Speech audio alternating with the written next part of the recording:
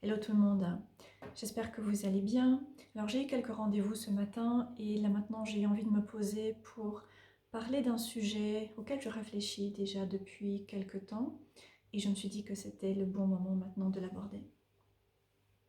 Alors je voudrais dire que si vous me suivez sur les réseaux sociaux, vous savez que je viens de perdre à la fin du mois dernier mon petit chat, Shana, que vous avez pu de temps en temps voir à la caméra parce qu'elle aimait venir montrer sa frimousse. Et même lorsqu'elle n'apparaissait pas à l'écran, très souvent elle venait s'installer sur mes genoux lorsque je réalisais une vidéo. Et elle a une maladie qui malheureusement a été détectée beaucoup trop tard par les vétérinaires et elle s'est effondrée de manière assez soudaine et elle s'est endormie dans mes bras à la fin du mois dernier.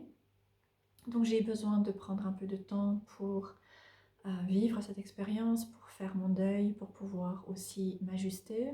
Et ensuite, j'ai aussi besoin d'accompagner mon autre chat, Mystique, qui lui aussi doit faire son deuil et trouver ses marques maintenant.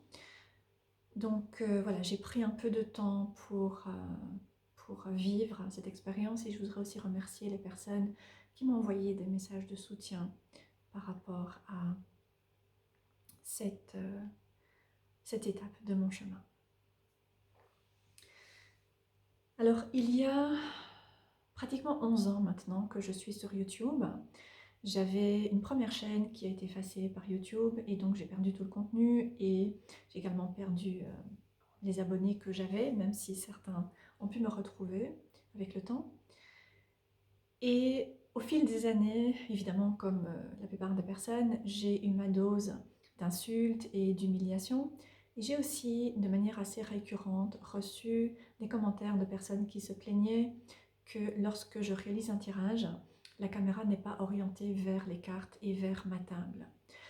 Alors c'est quelque chose à quoi j'ai souvent pris du temps, j'ai souvent pris le temps de réfléchir. Est-ce que je change ma manière de faire? Comment faire? Parce que ça n'est pas aussi simple que ça en a l'air. Ou est-ce que je continue comme je l'ai toujours fait? Et j'en suis arrivée à la conclusion que je vais continuer comme j'ai toujours fait. Et donc je voudrais vous expliquer, ou en tout cas partager quelques réflexions qui m'amènent à en arriver là. La première chose qui d'une certaine manière me semble la plus évidente, c'est que lorsque moi-même je regarde une vidéo de quelqu'un qui lit les cartes ou qui présente un tarot, un oracle ou même un livre, je n'aime pas nécessairement voir la table de la personne et de temps en temps les mains qui gesticulent. Ce n'est pas quelque chose que je trouve agréable personnellement. Et donc évidemment ça a son sens que lorsque je réalise une vidéo, eh bien, je choisis de ne pas adopter ce format. Même si je sais qu'il est très populaire, que la plupart des personnes qui lisent les cartes vont l'adopter et que beaucoup de personnes dans l'audience réclament ce type de format. Donc euh, je vais en parler dans cette vidéo. Lorsque je parle avec certaines personnes qui sont extérieures, c'est-à-dire des personnes qui ne sont pas professionnelles, des personnes qui ne sont pas de ce côté de la caméra, systématiquement, les réactions qui reviennent, c'est tu devrais améliorer la qualité de tes vidéos et tu devrais créer un logo et trouver une musique et réaliser une intro pour que la présentation des vidéos soit améliorée et pour que tu puisses attirer plus de public. Et je suis contre ce point de vue. Alors, je ne suis pas réalisatrice de mini-films. Ce que je fais, c'est travailler avec les cartes, travailler avec les mythes, travailler avec les divinités et avec les archétypes pour accompagner un processus de guérison et de croissance. Ça, c'est ce que je fais, c'est ce dans quoi je suis douée. Tout ce qui est technologie, je ne suis pas nécessairement douée et je ne suis pas nécessairement très intéressée non plus. Surtout que, comme je disais, ce n'est pas quelque chose que moi-même je recherche. Évidemment, j'apprécie regarder des vidéos qui ont été filmées avec des magnifiques images et avec des paysages magnifiques et des musiques magnifiques, mais une fois que j'ai vu une vidéo, c'est bon, je n'ai pas envie de continuer. J'ai trouvé ça agréable, mais ça n'est pas ce que je recherche. Donc, ça c'est la première chose. Et nous sommes bien d'accord que mon but, ça n'est pas du tout de faire fureur sur les réseaux sociaux, sans quoi je m'y prendrais évidemment tout à fait autrement. Et je montrerai les cartes et je créerai des belles vidéos avec des intros et avec de la musique, des choses qui vont vraiment attirer le public.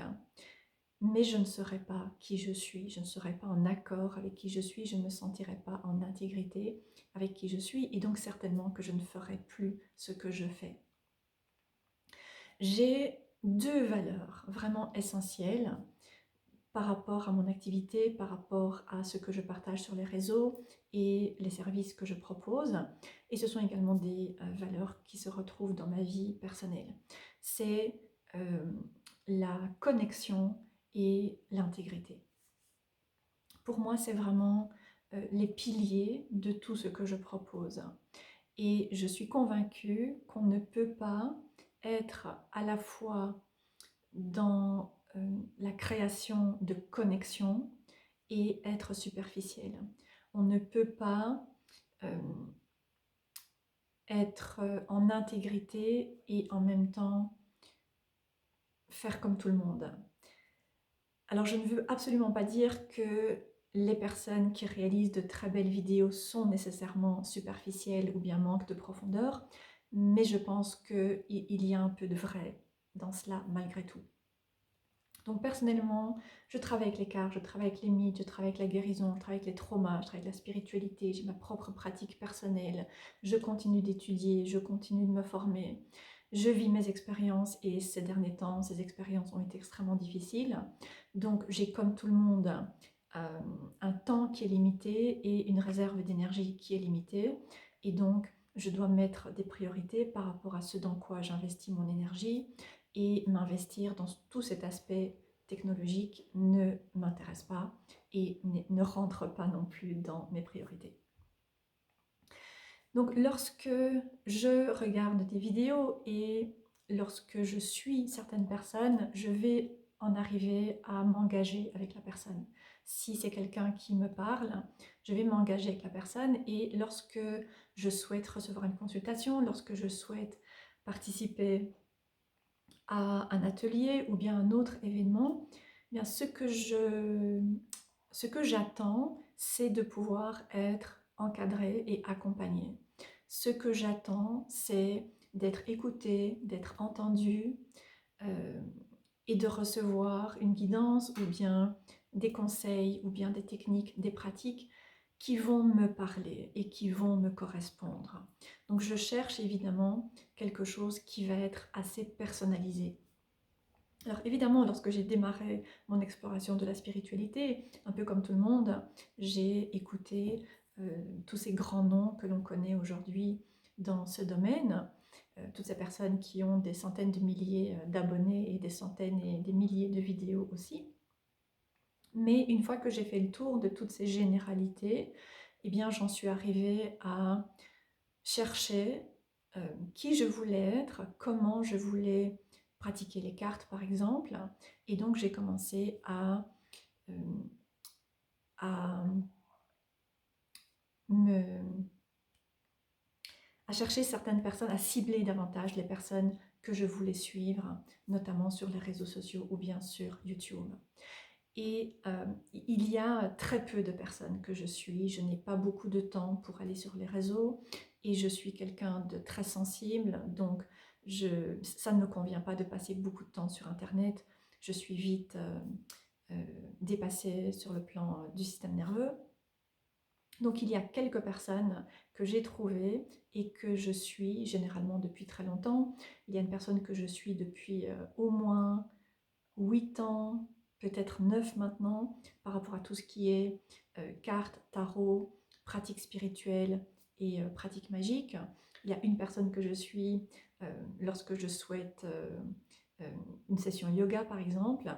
Et récemment, j'ai découvert une personne qui parle de médiumnité. C'est un thème que j'ai envie de pouvoir approfondir. Donc voilà, j'ai quelques personnes que je suis et je ne regarde pas nécessairement toutes les vidéos, mais je vais en regarder de temps en temps. Et ensuite, je vais m'engager avec ces personnes. Je vais demander des consultations, je vais suivre un atelier, suivre une formation, ou bien je vais rejoindre leur communauté sur Patreon, par exemple. Donc, j'ai ces quelques personnes qui sont là pour m'encadrer. Et ensuite, c'est moi qui suis évidemment mon chemin. Je réalise mes propres tirages, j'ai mes propres pratiques spirituelles, je réalise mes rituels et je cherche simplement de l'inspiration auprès de ces personnes pour pouvoir approfondir certains thèmes que je souhaite développer ou bien pour pouvoir découvrir de nouvelles choses, pour pouvoir être inspirée ou pour me permettre de dépasser parfois certaines limites et m'ouvrir à d'autres manières de faire. Donc ces personnes m'accompagnent et comme je disais, ce sont des personnes avec qui je m'engage. Donc l'authenticité, la connexion, l'intégrité, c'est vraiment ce qui est important pour moi et cette connexion aussi proche que possible. Il n'y a pas très longtemps, c'était vers le printemps de l'année dernière. J'ai retrouvé une personne que j'avais suivie sur les réseaux il y a une bonne dizaine d'années, même plus maintenant, et que j'avais ensuite perdu de vue. Je l'ai retrouvée, c'est quelqu'un qui pratique la divination et la magie et qui a une pratique magique qui est axée vers tout ce qui est oudou, ce qui me parle beaucoup. Et j'ai eu envie de commander une session avec cette personne. Donc j'avais certaines questions que j'avais envie de pouvoir clarifier. Donc j'ai réservé une session et j'ai reçu une vidéo qui était absolument magnifique au niveau de la qualité, une très belle qualité visio et audio, avec un logo et avec de la musique, avec une magnifique intro, de superbes photos. Et ensuite, lorsque nous en sommes arrivés à la session elle-même, bien j'ai été en fait très déçue parce que j'ai découvert des conseils vraiment de base de coaching 101, des choses que j'avais pu trouver moi-même dans des vidéos qui sont parfois offertes gratuitement par des coachs ou bien d'autres personnes sur Internet, sur YouTube, ou que l'on peut retrouver également dans des articles sur Internet. Donc j'ai vraiment été très déçue de ne pas recevoir tout d'abord une session vraiment divinatoire avec tous ces aspects magiques qui étaient imbriqués dedans. Il n'y avait absolument pas de cela. Et ensuite, c'était vraiment très général. Il y avait des choses qui ont été dites qui étaient intéressantes, il y avait des choses qui ont été dites qui étaient justes. Je ne remets pas du tout en cause la compétence de la personne, mais de manière générale, c'était très général. Et je ne me suis vraiment pas sentie entendue et je n'ai pas non plus reçu quelque chose qui m'a vraiment parlé de manière claire et de manière concrète. Et c'est quelqu'un qui a un très grand public sur YouTube, qui est très connu dans le monde anglophone. Donc encore une fois, je ne veux pas dire que lorsque l'on est connu, nécessairement, on perd de la profondeur, mais je pense qu'on ne peut pas tout avoir. Et personnellement, aujourd'hui, par rapport à où j'en suis sur mon chemin, ça ne m'intéresse plus de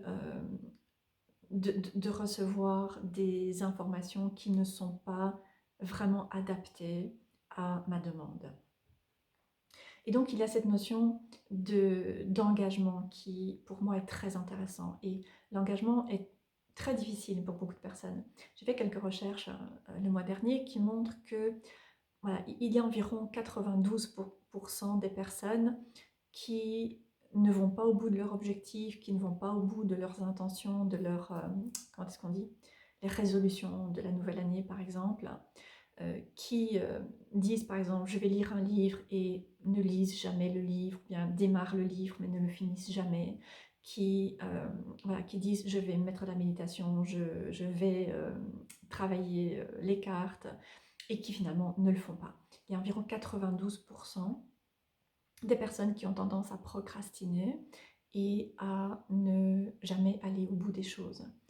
Et ce que ça vient dire, c'est que il y a un problème de fond, évidemment, qui est beaucoup plus important, qui est toute cette distraction auxquelles nous sommes confrontés incessamment.